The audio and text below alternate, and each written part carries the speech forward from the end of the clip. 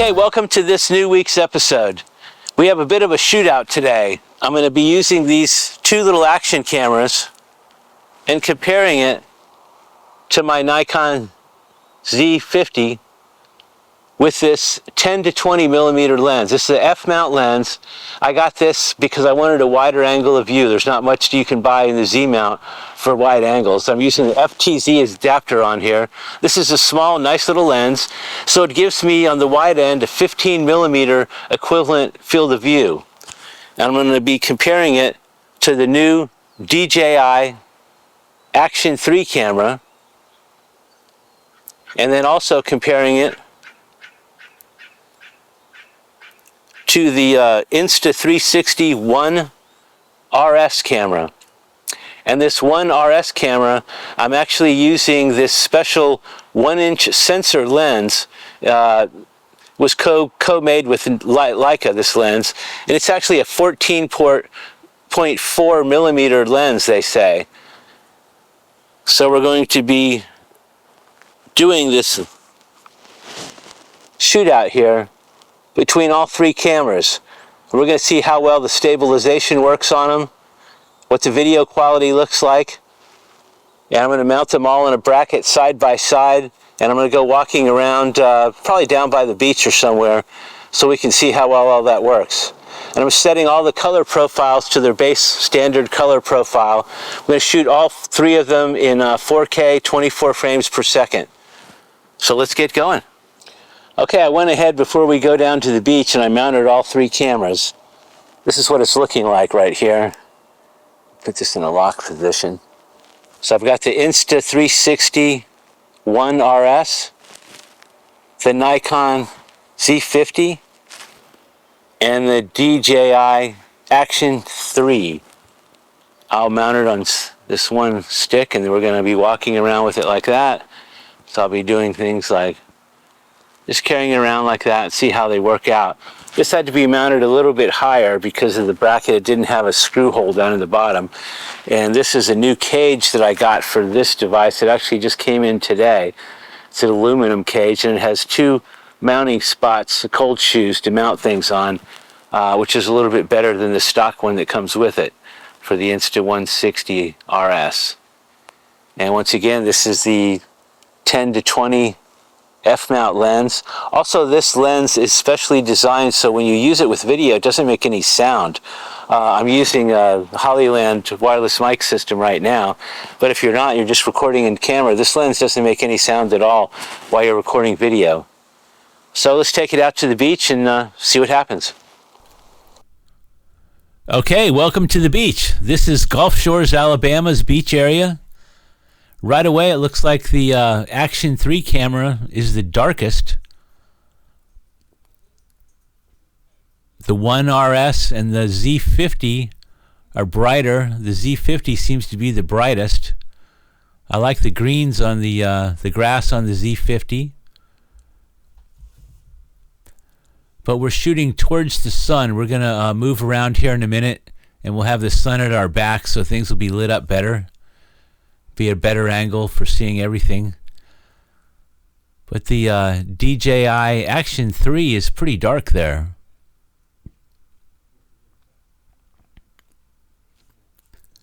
Okay, we're going to spin around.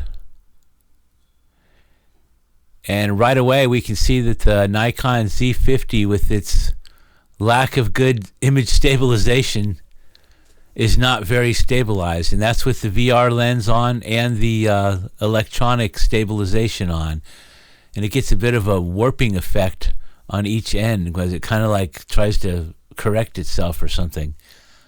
Okay, we're moving around to this side where we should get better views. Now we're going to zoom into this sign here. You can see there's the Z50 fill in the frame, and now we're going to fill the frame with the Action 3, and then we're going to fill the frame with the One RS. Once again, the Action 3 is the darkest colored one. It's almost like you're taking your exposure compensation and you would have turned it down a notch or two.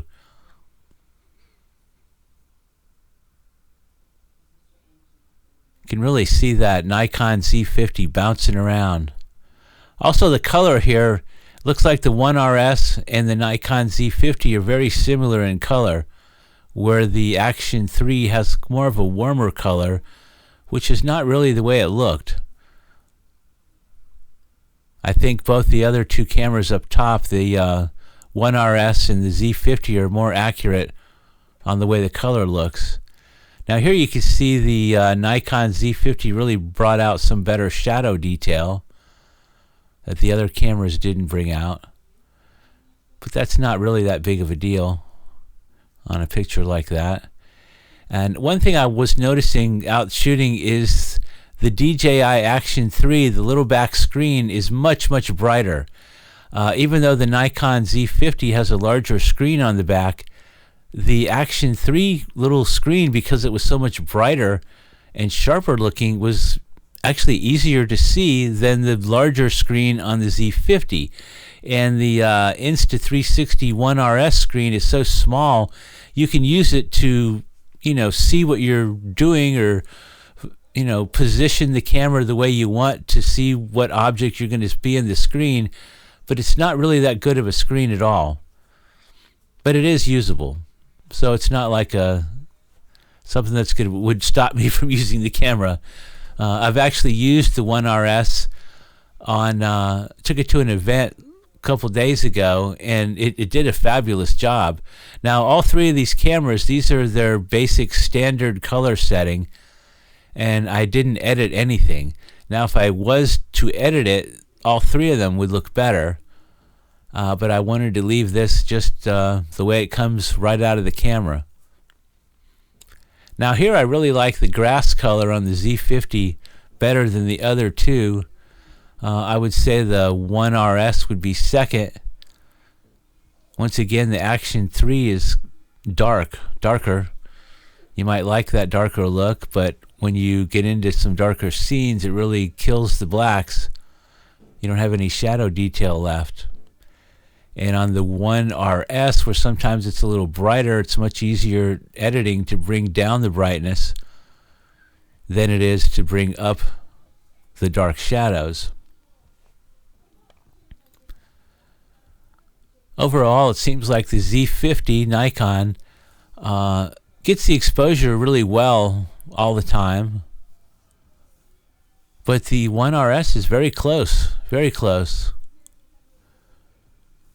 With the Action 3 here, once again, having more of a warmer color look and a wider view. The Action 3, I think it's 12 point something wide view angle, where the One RS is supposed to be a 14.4, and the Nikon Z50 with that 10 to 20 lens gives me a 15 millimeter equivalent wide view. Now as we come over here across the grass, once again I like that Z50 Nikon grass color look there, except you can see the image just bounces around. It would be not the camera that I would use for this type of shooting. And that's what I want to do with these cameras, is to be able to walk around, take these long walks, basically travel, tour, showing what's going on in a town or in an event. I don't want to have to carry around a ton of extra equipment. I don't want to carry a tripod and stop every 20 feet and put it on the tripod and do a slow pan. Where you can see the Action 3 and the One RS, that's their built-in image stabilization. They're both doing a fantastic job. Now here I like the blacks of those signs. They're the best on the Z50 and the Action 3, only because the Action 3 makes them darker, where the One RS is kind of lighter there, which I could bring that down super easy, and it could be just as rich black as well. Also, the One RS allows you to have set different sharpening settings, where the Action 3 does not. And actually, I didn't see a setting in the Z50 for that either. But on the One RS, I turned it down to medium. The camera ships and it's on a high setting, so it would be a little bit sharper. It would probably look more like the Action 3 if I left it on the high setting. but I think that's a little bit too much. I'd rather, if I wanted more sharpening, add it when I'm editing. But once again, this is right out of the camera for all three of them. Now we're heading over to a place right across the street here. This is called the Hangout. If you've ever been to Gulf Shores, you drive down 59 and the road ends right at the beach, and this is right where the Hangout is, right here. And once again, the DJI Action 3 is the darker scene camera. Makes the colors a little bit deeper and darker. You could say richer looking. And the One RS seems to be the brightest camera. And I think the Nikon Z50 is right there in the middle.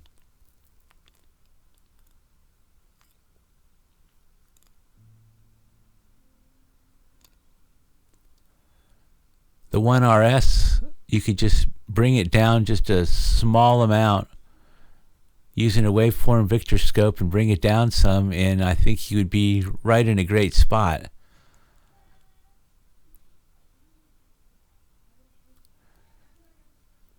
Sometimes the DJI Action looks slightly better than the other two just because of that richness of the color, but in reality it's just darker. Now here the One RS looks pretty dark in the bushes there, but the Action 3 is almost got no detail left. And here the Action 3 is very dark. Here I like the One RS Insta360 between the three of them. Now we're going into the Hangout area. We're just going to walk through here real quick. They've got a band that is just getting ready to, they're setting up. Looks like they're getting ready to do a sound check or something. Just going to go by them real quick. You see the Action 3, the blues are super dark. It's really too dark. But it doesn't look bad. It just depends on what you want. Here I prefer the One RS actually.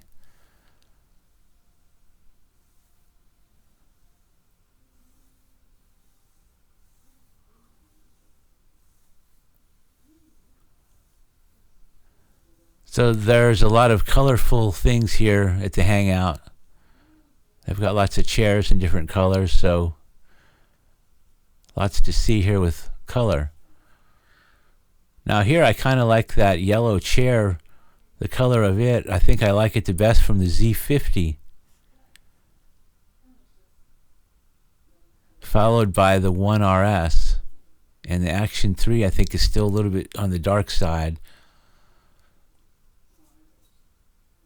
But not bad. Actually, any one of the three cameras look really good. The Action 3 gives it more of a richer, darker look. The other two give it more of a brighter look.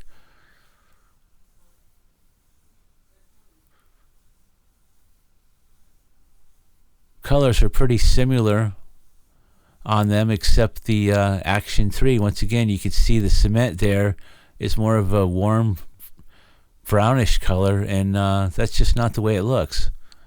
It is more like the One RS and the Nikon Z50 is showing.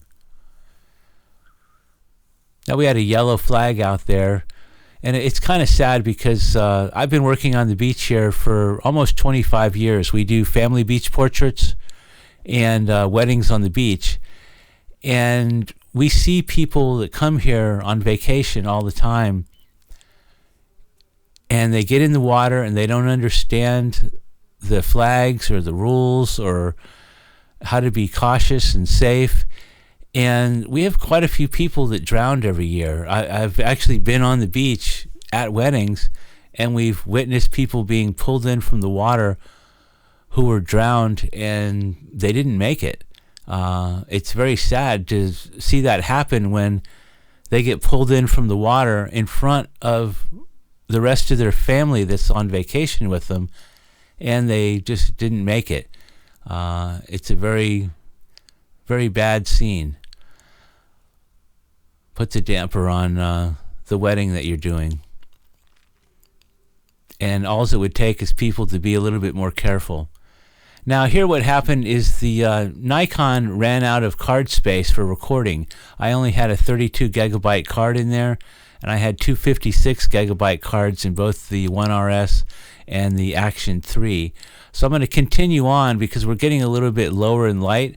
So I'm going to continue on shooting with these two cameras to let you see them. So what I did is I took the Nikon off the center of my stand, and I pushed the two small little Action cameras together so they're closer in next to each other. And I think what you see, I don't know if you can see it all the way in here, but I can see definitely closer up that as it does start to get darker, the DJI Action 3 can't handle the darker areas as much as the One RS, which is expected because the One RS, I'm using that 1-inch sensor lens. You see how much darker the Action 3 is here. Their colors are pretty similar, those reds and browns. It's just the Action 3 is darker, a lot darker there. This is actually the back side of a store, and you can come out the back and stick your face in those pictures there and make your own photos. Those stand-up cutout face items. Now I'm going to show here a good example of how much wider the Action 3 lens is compared to the Insta360 One RS. We're going to go over to this doorway here where this is the back entrance to the store, and you'll be able to see how much wider it is.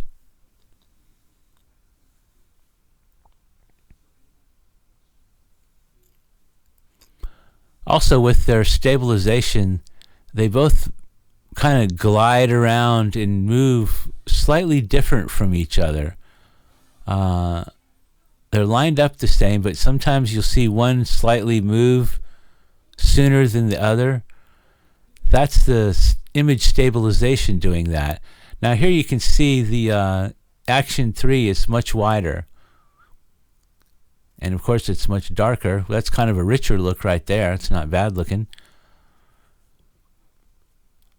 And we've got a restaurant over here. Okay, now we're out in front on 59, and you can see there's the Hangout down the road there. It's getting much darker out. Got some girls across the street there. There looks like they're heading to the Hangout to go hang out.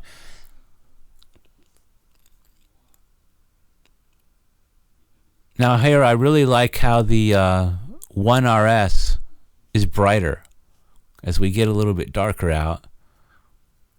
That little bit of extra brightness I think makes a big deal on scenes like this.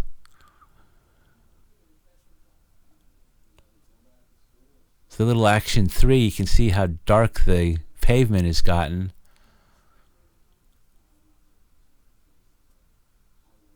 But they both still look pretty darn good.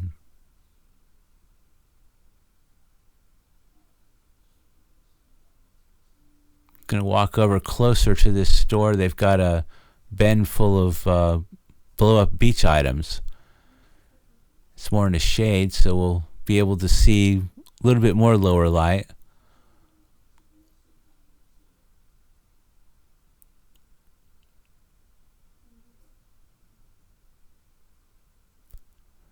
Now here I really like the One RS once again, how it's keeping the image brighter.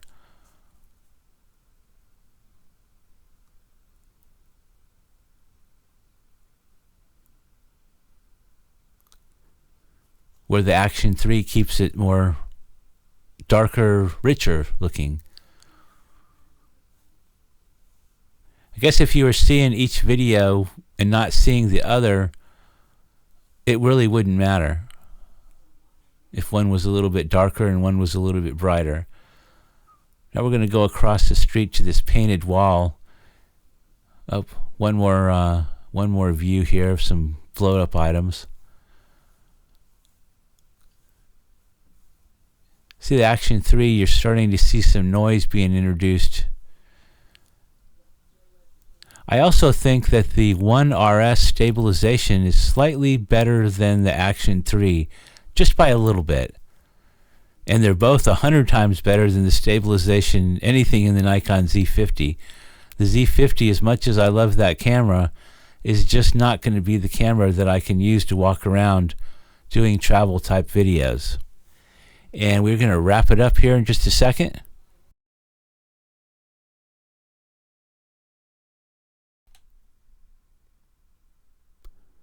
So that's it. What do you think about this? The Insta360, the Nikon Z50, or the DJI Action 3? For me, the Nikon Z50 just is too bouncy. The stabilization for walking around and shooting is just not usable. The DJI Action 3, a little bit on the dark side, but sometimes that looks good, sometimes it doesn't. For me, I'm going to be using the Insta360 One RS probably the most, with that Leica lens, with that 1-inch chip, because when you get into the darker areas of night, it just looks better. It's more closer to what you would get with the Nikon Z50, where the Action 3 starts to fall apart a little bit. And it's an interchangeable lens system. I also have a 360 lens that you could pop onto it and shoot 360. And I have the other, what they call their 4K lens, that I can put on it, and that's a smaller lens. It's not the big huge Leica lens. It's not a 14 millimeter. I think it goes to like a 16 millimeter wide, and it's also a very nice and sharp lens, but it's not a 1-inch chip. That's why I'm liking this 1-inch chip version. What I'm hoping to see here in the future is there's lots of rumors that DJI will have a new Pocket 3 out soon that will have a 1-inch chip.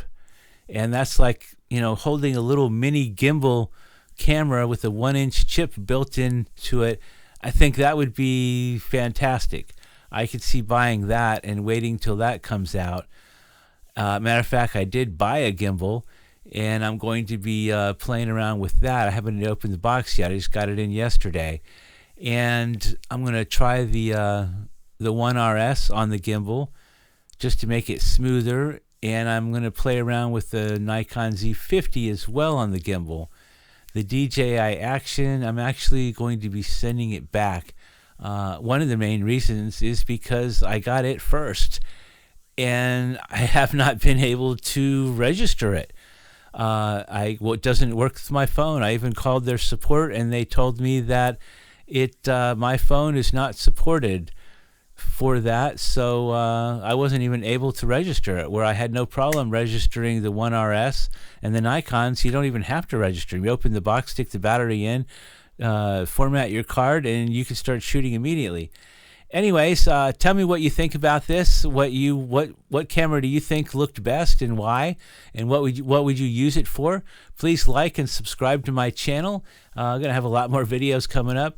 We're going to be doing a comparison between wide-angle lenses on the Z6 coming up. We're going to have I have two Z6 cameras, and we're going to be shooting the Nikon 14 millimeter to 30 lens and comparing it to a Tamron 17 to 35 lens.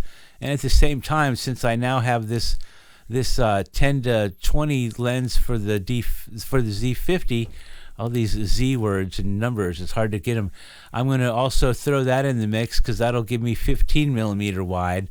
And we're going to see the different angles. Like if you're shooting at 17 millimeter, how far back do you have to walk to get that same view like you would get from the 14 millimeter or from the 15 millimeter? And same thing, if you're shooting with the 14 and you wanted to get the focal length view of the 17 to get a little bit closer, how many steps or how far would you have to walk forward to get that same view? So we're going to try to work on that next, and we'll see you next time. Thanks for staying with us.